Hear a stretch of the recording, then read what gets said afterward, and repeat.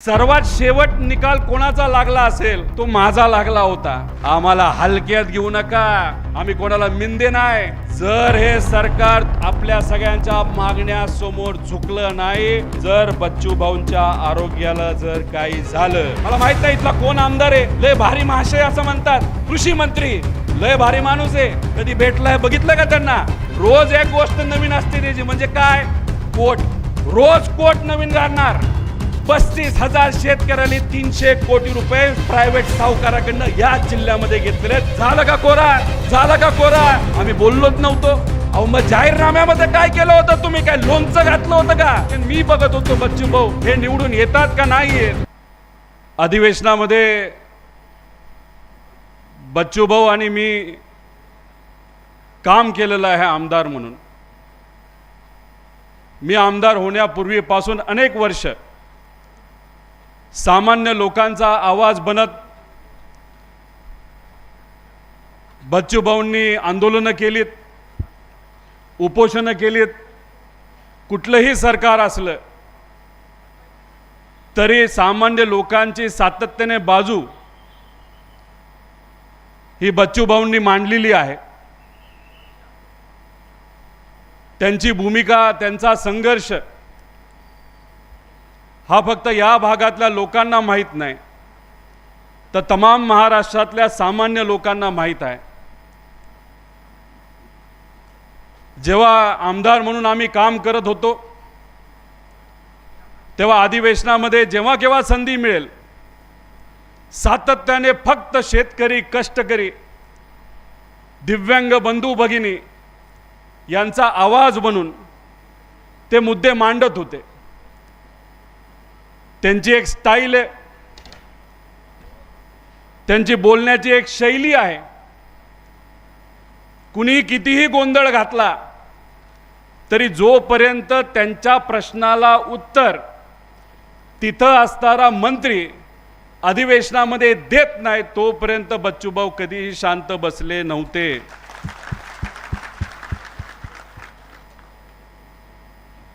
खरं तर आमच्या सगळ्यांची अपेक्षा होती की सामान्य लोकांचं विचाराचं सरकार या राज्यामध्ये येईल, पण काय गडबड झाली ही सांगता येणार नाही। या राज्यामध्ये सर्वात शेवट निकाल कोणाचा लागला असेल तो माझा लागला होता। माझ्या मतदारसंघातले सामान्य लोक, तिथे असणारे सामान्य कार्यकर्त्यांनी लढा लढला, मग कमी का होईना, पण त्या ठिकाणी मी आमदार झालो। पण जेव्हा मोजणी चालू होती तेव्हा महाराष्ट्रामध्ये काय चाललं याचा अंदाज तिथं मी घेत होतो। आमच्या पक्षाच्या आमदारांचं मोजणी कशी चालली, कोण जिंकतंय, कोणाला अडचण येते याचा अंदाज घेत होतो, मित्र पक्षाच्या आमदारांचा घेत होतो। पण आवर्जून ठराविक लोकांचा अंदाज तिथं मी घेत होतो, जे लोक सामान्य लोकांचा आवाज म्हणून सातत्याने रस्त्यावर लढत असतात, ते सुद्धा अधिवेशनामध्ये आले पाहिजे अशी माझी भूमिका होती। आणि मी बघत होतो बच्चू भाऊ हे निवडून येतात का नाही येत। पण जेव्हा निकाल लागला मनाला दुःख झालं। खरं तर आज अधिवेशनामध्ये बच्चू भाऊ असते तर आज ही रस्त्यावरची लढाई त्यांनी लढलीच असती, पण अधिवेशनामध्ये सुद्धा तिथं असणाऱ्या मंत्र्यांना शांत बसून ठेवलं नसतं। बच्चू भाऊंना मी सांगतो, खरं तर काय गडबड झाली आपल्यालाही माहित नाही, त्यासाठी आपण लढा लढू, पण तुम्ही रस्त्यावरची लढाई लढतात, या रस्त्यावरच्या लढाईमध्ये आम्ही सुद्धा कार्यकर्ता म्हणून, या सामान्य लोकांचा कार्यकर्ता म्हणून तुमच्याबरोबर 100% आहोत। पण अधिवेशनामध्ये तुमचा आवाज नाही असं अजिबात तुम्ही समजू नका। तुमचा हा कार्यकर्ता अधिवेशनामध्ये सुद्धा हे सर्व मुद्दे त्या ठिकाणी मांडेल असं आश्वासित आपल्या सर्वांना मी करतो। पण मी विनंती करतो, इथे येऊन अनेक लोक भाषणं करतील, पण बच्चूभाऊ आरोग्याची काळजी घेणं पण तितकंच महत्त्वाचं आहे का नाही आहे? त्यामुळे खरं तर हा लढा महत्त्वाचा आहे। आपण रस्त्यावर लढू, महाराष्ट्रात तिथं लढू, पण तुमच्या आरोग्याला जर काय झालं हे परवडणारं नाही। त्यामुळे तुम्ही थोडीशी आरोग्याची काळजी घ्या। इथं असणारं उपोषण कर्ते जे आहेत त्यांनी सुद्धा आरोग्याची काळजी घ्या अशी विनंती या व्यासपीठावर तुम्हाला मी करतो. कशासाठी हा लढा त्यांनी लढायचं ठरवलंय? इथं सोयाबीनचे शेतकरी किती आहेत सांगा? सोयाबीन उत्पादक शेतकरी किती आहेत? काय परिस्थिती आहे सोयाबीन पिकाची? रेट मिळाला का आपल्याला? अहो, अधिवेशनामध्ये आम्ही जेव्हा मुद्दा मांडला भावांतर योजना आणा, आमच्या या सोयाबीन उत्पादक शेतकऱ्याला त्याचा फायदा कुठेतरी तुम्ही द्या. कपाशी उत्पादक शेतकऱ्याची काय परिस्थिती आज? अतिशय वाईट परिस्थिती आहे. पण त्या योजनेबद्दल कुणीही बोलायला तयार नाही. विरोधात असणाऱ्या नेत्यांना आपल्या पक्षामध्ये पक्षांतर कसा करण्याचा विचार हे सरकार करतं, पण आमच्या या गरीब शेतकऱ्यांसाठी भावांतर योजना कशी आणायचं याचा विचार आणि याचा प्रयत्न ते करत नाहीत. आम्ही जेव्हा हा मुद्दा मांडला तेव्हा सोयाबीन शेतकऱ्यांचे 11 लाख टन सोयाबीन आम्ही विकत घेतलं असं त्यांनी सांगितलं. मी मंत्र्यांना सांगितलं, आम्ही सर्वांनी सांगितलं की अहो 50 लाख टन सोयाबीन जर उत्पादित झाला असेल आणि सरकारने 11 लाख घेतलं असेल ते सुद्धा 4,000 रुपयाली, पण 40 लाख टन आमच्या शेतकऱ्याला 3700 रुपयाली विकायला लागतंय. आणि त्यात आमच्या या कष्टकरी शेतकऱ्याचा जर 4,000 कोटीचं नुकसान झालं असेल त्याला कोण जबाबदार? पण त्याला उत्तर या सरकारकडे नाही. तसंच कपाशीचं झालंय, तसंच तुरीचं झालंय, तसंच कांद्याचं झालंय, तसंच इतर पिकाचं झालंय. फक्त याच भागातला शेतकरी अडचणीत आहे असं समजू नका. महाराष्ट्रातला शेतकरी आज अडचणीत आहे, देशातला शेतकरी आज अडचणीत आहे. मग शेतकऱ्याला लावलेला खर्च, केलेले कष्ट, बँकेकडनं उचललेलं व्याज, याच्यावर जर त्याला त्यातून खर्च सुद्धा निघत नसेल आणि नुकसानात शेतकरी जात असेल तर या शेतकऱ्याला मदत कुणी केली पाहिजे? कुणी केली पाहिजे? सरकारने केली पाहिजे का नाही केली पाहिजे? अहो, तुम्ही जर सत्तेत आला असाल तर तुमची जबाबदारी इथं असताना प्रत्येक व्यक्तीला मदत करायची. पण नाही, ह्यांना त्याचं काय पडलं नाही. इलेक्शनच्या आधी भाषणं आठवत आहेत का? शेतकऱ्याचा 7-12 कोरा कोरा कोरा करू बोलले होते का नव्हते? आमच्या शेतकऱ्याला वाटलं ठीक आहे, गेल्या 2-2.5 वर्षामध्ये या सरकारने आमच्याबद्दल काहीच केलं नाही, सोयाबीनला भाव नाही दिला, पिकाला भाव नाही दिला. पण जर एवढा मोठा नेता व्यासपीठावर बोलत असेल कोरा कोरा कोरा, तर खरंच कोरा केलं जाईल. झालं का कोरा? झालं का कोरा? जेव्हा याच्याबद्दल आम्ही विचारतो तेव्हा काही नेते म्हणतात आम्ही बोललोच नव्हतो. अहो, मग जाहीरनाम्यामध्ये काय केलं होतं तुम्ही? काय लोणचं घातलं होतं का? जाहीरनाम्यामध्ये तुम्ही बोललात, व्यासपीठावर तुम्ही बोललात, आणि जेव्हा तुमची सत्ता येते ते सुद्धा काही छोटी मोठी सत्ता नाही. 230 पेक्षा जास्त आमदार मित्र पक्ष मिळून त्यांचे निवडून आले. आणि जेव्हा आम्ही प्रश्न करतो, सामान्य लोक प्रश्न करतात, बच्चू भाऊ प्रश्न करतात, तेव्हा हे सर्व नेते म्हणतात आम्हाला माहितीच नाही, आम्ही बोललोच नाही. मी तुम्हा सर्वांना बोलतो, या सर्व मागण्या जर आपल्या त्या ठिकाणी या सरकारने मान्य केल्या नाही, तुम्ही कोरा कोरा म्हणला, पण आम्ही म्हणेल तुमच्या खुर्च्या तुम्ही सोडा सोडा सोडा, हे आम्ही तुम्हाला त्या ठिकाणी म्हणणार आहोत. हो, सरळ सरळ सामान्य लोकांना गंडवलं यांनी. तुम्हाला आठवतंय जेव्हा अवकाळी आणि दुष्काळ पडला होता, इलेक्शनच्या आधी या सरकारने एक GR काढला होता की नुकसान झालेल्या शेतकऱ्याला 13,000 रुपये हेक्टरी देऊ. 2 हेक्टरवरनं 3 हेक्टरवरनं यांनी अनुदान ते मदत त्या ठिकाणी नेली होती.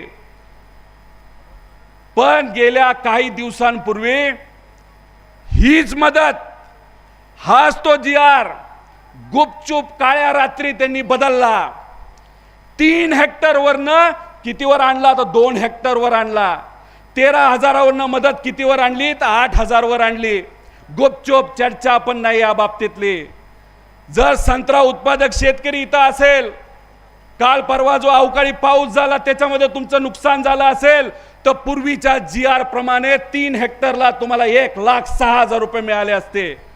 पण आता हा जो गुपचूप मतं मिळाली, आता काय फरक पडत नाही, शेतकरी काय बोंबलला, काय बोलला, काय गेला, काय कुठे काय झालं, कुणी आत्महत्या केली तरी, आणि लगेच आता GR बदलला. त्या संत्र्याच्या शेतकऱ्याला त्या 2 हेक्टरला किती मिळला तर 45,000 रुपये. म्हणजे 60,000 रुपये सरकारकडनं जे मिळणार होते आता मिळणार नाहीत. गुपचूप GR बदलला. तसंच आपला विम्याच्या बाबतीत घोळ केला ह्यांनी. 1 रुपयामध्ये विमा आमच्या शेतकऱ्याला देणार अशी योजना तुम्ही आणली होती, आम्ही स्वागत केलं होतं. या राज्यातल्या 2-3 कोटी शेतकऱ्याला किती खर्च लागत होता तर 2-3 कोटी रुपये लागत होता. बाकी सगळं 6,000 कोटी राज्य सरकार आणि केंद्र सरकार तो भार उचलत होतं. आता GR बदलला. काय बदलला GR? की सगळा लोड हा आमच्या शेतकऱ्यावर. आणि 4 निकषामध्ये आमच्या शेतकऱ्याला जी मदत मिळत होती, कापणी प्रयोग आणि त्याच्यामध्ये जे उत्पादनामध्ये फरक असेल त्याची जे काय फरक लागला शेतकऱ्याला मदत देणार असं पूर्वीच्या GR मध्ये होतं. अवकाळी पाऊस आला तर शेतकऱ्याला मदत मिळणार असे 4 निकष होते. आणि या सरकारने गेल्या काही दिवसांपूर्वी काय केलं?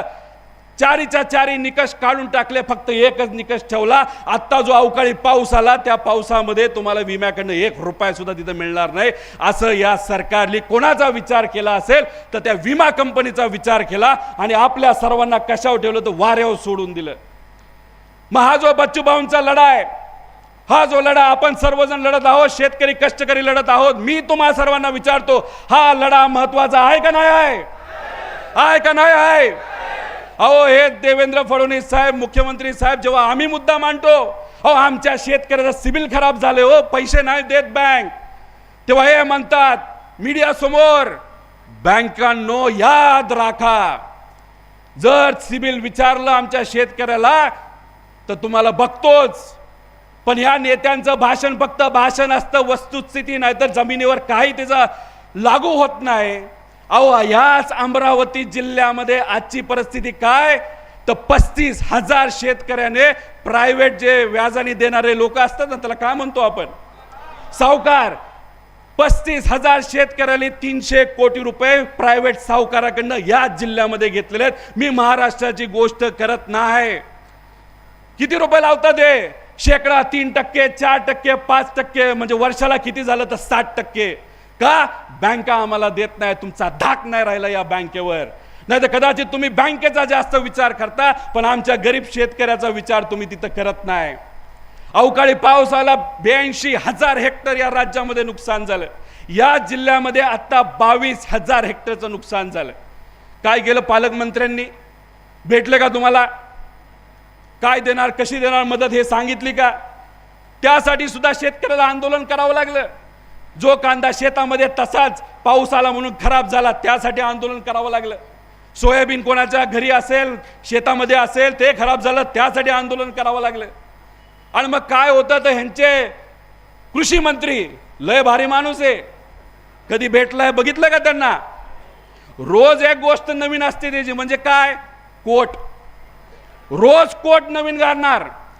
पण नवीन कोट घालणारा हा जो कृषी मंत्री आहे त्याला आमच्या शेतकऱ्याचा फाटका सदरा दिसला नाही. बघा, सदरा दिसला नाही. अहो हे अवकाळी पाऊस जो झाला त्याच्यामध्ये नुकसान झालं, तुम्ही काय म्हणता? काय ढेकळाला तुम्हाला विमा द्यायचा का? ढेकळासाठी मदत करायची का? अहो कृषी मंत्री साहेब, मी तुम्हाला विनंती करतो, कोट बाजूला ठेवा, रेनकोट घाला आणि आमच्या शेतकऱ्याच्या शेतामध्ये येऊन बघा आमच्या शेतकऱ्याचं नुकसान काय झालंय. पण ह्या गोष्टी या सरकारला बघायच्या नाहीत. तुम्हा आपल्या सगळ्यांना हे गृहीत धरतात.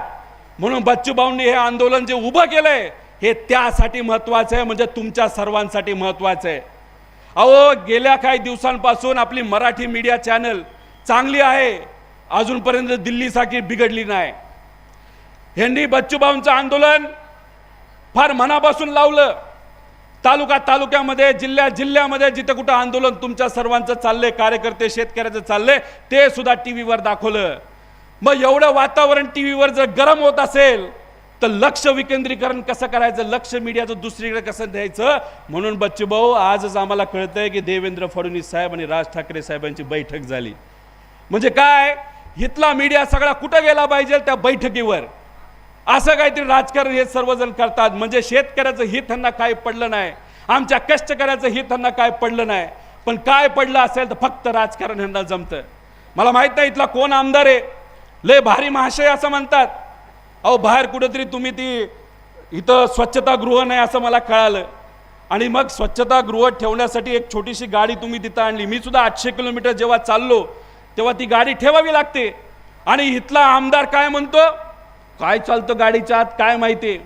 अहो तुम्ही अंधारात काय करता, तुमचं सरकार अंधारात काय करतं आणि कसे GR काढतं आमच्या गरीबाला आणि कॉन्ट्रॅक्टरला मलिदा कसं देतं हे आम्हाला माहिती आहे, मला माहिती आहे. त्यामुळे आम्ही काय करतो याच्यापेक्षा तुमच्याकडे सत्ता आहे, तुम्ही काय करता हे त्या ठिकाणी सांगण्याची जरूरत आहे.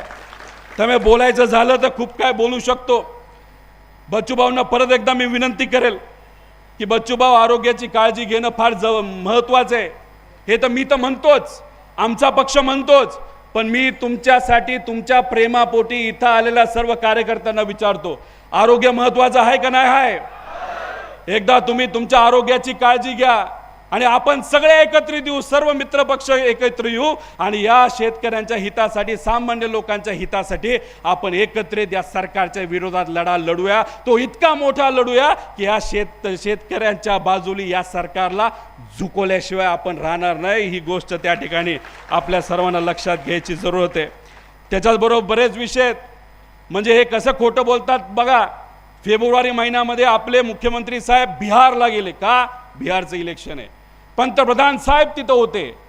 पंतप्रधान साहेबांसमोर ते बोलले की प्रधानमंत्री कुठली तरी शेतकरी योजना आहे, त्या 2000 शेतकऱ्याला दिले जातात, आम्ही 3000 देऊ, असे इथं असणारे मुख्यमंत्री तिथं बिहारमध्ये जाऊन बोलले. अहो फेब्रुवारीपासून आत्तापर्यंत बघितलं तर 4 महिने झाले, तरी तुम्ही अजून 1000 रुपये दिले, वाढवलेले नाही. अहो 1000 रुपये सोडा, आमचे 2000 तरी वेळेवर तुम्ही देता का?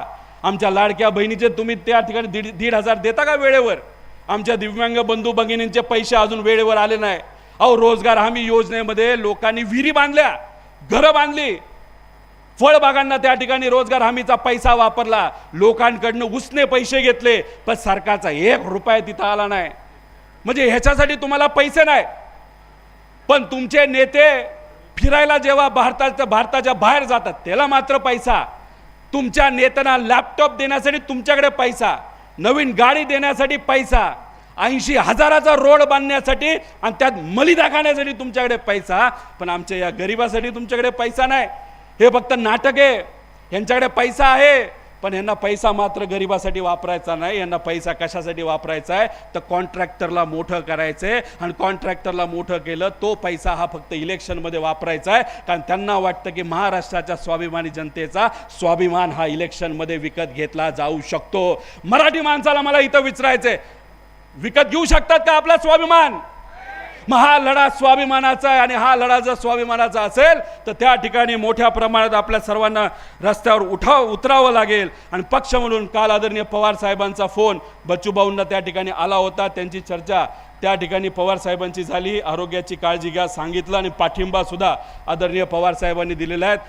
अनेक खासदारांनी पाठिंबा दिलेला आहे, आमदारांनी त्या ठिकाणी पाठिंबा दिलेला आहे. त्याच्याचबरोबर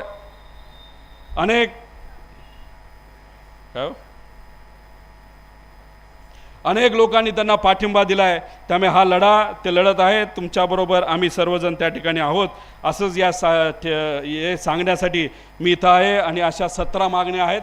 या मागण्यांमध्ये तुम्ही गेलात तर बरेच महत्त्वपूर्ण मुद्दे हे बच्चूभाऊंनी त्या ठिकाणी घेतलेले आहेत. फक्त मी एवढंच या ठिकाणी सरकारला सांगतो, जर बच्चूभाऊंच्या आरोग्याला जर काही झालं तर आम्ही खासदारांना आणि आमदारांना, जे कोणी सत्तेत असतील आणि जे शेतकरी विरोधात आहेत त्यांना रस्त्यावर फिरून देणार नाही. आम्हाला हलक्यात घेऊ नका. शेतात कष्ट करणारी आम्ही माणसं आहोत, रक्ताचं पाणी करणारी माणसं आहोत. आम्ही कोणाला मिंदे नाही. आम्ही जो आमचा कष्ट आम्ही आमच्या शेतामध्ये करतो, आणि आम्हाला जर अडचण आली असेल तर आमच्या हक्काचं कर्जमाफी आम्ही सरकारला मागतोय, हा आमचा हक्क आहे. त्यामुळे तुम्ही सत्तेत असाल, आमचा हक्क तुम्हाला द्यावाच लागेल. आणि तुम्ही जर तो हक्क आम्हाला देणार नसाल तर त्याची किंमत तुम्हाला त्या ठिकाणी मोजावी लागेल. एवढंच या ठिकाणी आपल्या सर्वांना सांगतो. तुम्ही सर्वजण एवढ्या मोठ्या संख्येने बच्चूभाऊंसाठी आलात, या लढ्यासाठी आलात. अनेक मोठ्या मान्यवरांनी पाठिंबा या लढायला त्या ठिकाणी दिलेला आहे. तुम्ही सुद्धा तुमच्या आरोग्याची काळजी घ्या. हा लढा अतिशय मोठा आहे आणि प्रेमाने तुम्ही सर्वजण बच्चूभाऊंची कुठली घोषणा बोलता? आपला नाही, ऐकू येत नाही. या भागातल्या लोकांनी काही बोलू नये, कारण हे आंदोलन करतायत, हे उपोषण करत आहेत. पण इथं असणारा जो आपला अस्सल मराठी माणूस आहे त्यांना मी विचारतो, काय घोषणा?